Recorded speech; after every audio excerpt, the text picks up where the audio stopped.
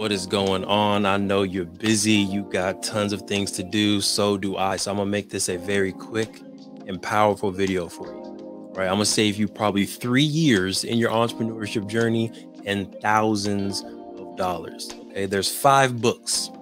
5 books I think every entrepreneur should read. 5 books that I have read and have helped me on my journey. And I'm going to give those books to you. We'll go over some high level stuff to build that $1 million business. My name is Devon Travell, creator of Black Wall Street, the board game, and author of Launch It, 7 Steps to Launch Your Business. Let's launch. Okay, so book number 1 that I'm positive you have heard of before is Think and Grow Rich by Napoleon Hill. Now, personally, because of the life that I've lived, I've gotten the re-edited edition with Dennis Kember on here as well. Think and Grow Rich, a Black choice, but it has the same fundamental message in here.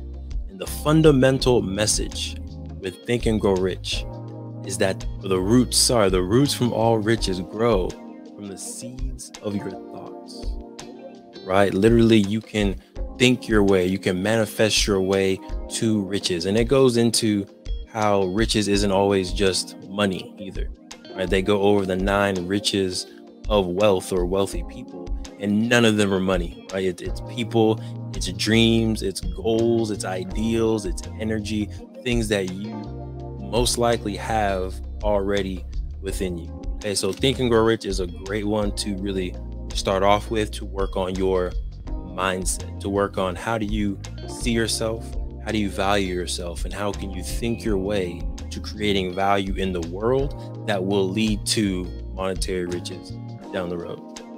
Book number 2. It's kind of a big leap from Think and Grow Rich as far as complexity, but this is a great book to get, and this is Built to Last by Jim Collins. Right, so this book goes over what really is the foundation of a successful corporation or a successful brand. Right, Google, Apple, Nike, Pepsi, Disney. All these corporations, they have been around for a long time for a reason. And Jim Collins states that it's because, 1, they have big and hairy, audacious goals. Right? They are trying to change the world. They are trying to solve a problem. They have a core mission and a core purpose that their whole entire corporation or their business can get behind. And one of the big things that I pull from Built to Last is building out.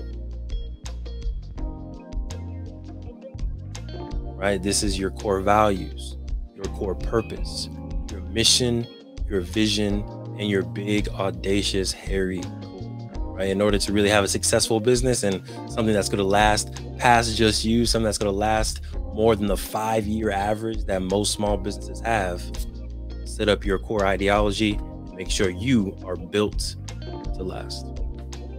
All right. Book number 3 is, now this is awkward because I don't know where this book is. I know I have it. Maybe my queen took it, but I have this book somewhere, but I can't find it. But it's the 22 Immutable Laws of Marketing. Great book by Al Ries.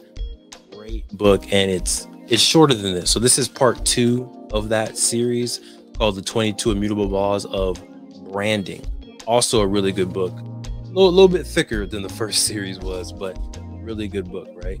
So the 22 Immutable Laws of Marketing will teach you the law of leadership, the law of category, the law of first. And there's so many different laws, or 22 to be specific, laws that he has determined that can help you in marketing. So for one, it's called the law of extension.